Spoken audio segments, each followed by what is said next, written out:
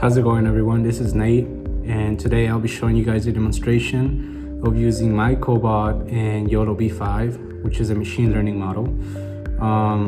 And so the first things first is just demonstrating that it can detect objects.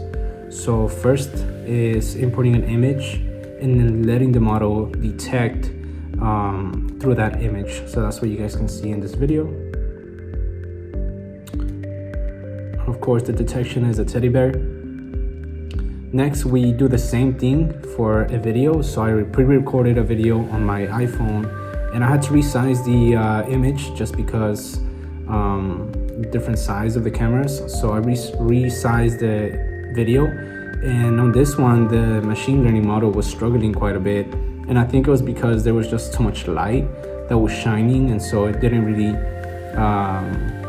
was able to detect. But you can even see that even that I have my hand out, it's able to detect that it's a person. So it's still working. It was just struggling because of the light. But we also not only use the image or video, but we also did it in real time. So this is a demonstration using the AI Kit camera. And so you can see that I'm moving it around. I'm moving the teddy bear around, and it's able to detect that, and it follows it around too. So after that demonstration, now we're able to implement this into the Cobot.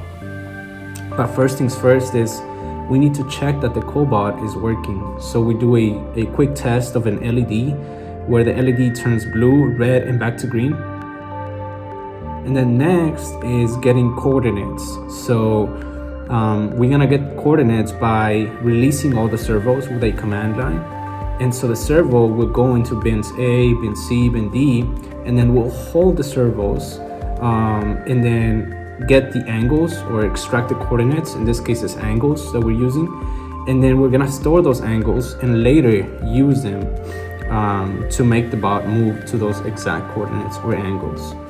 So we do that for all of the bins. And then you can see in this video, in the following videos, that we're using the same patterns, but it's picking up the teddy bear image, right?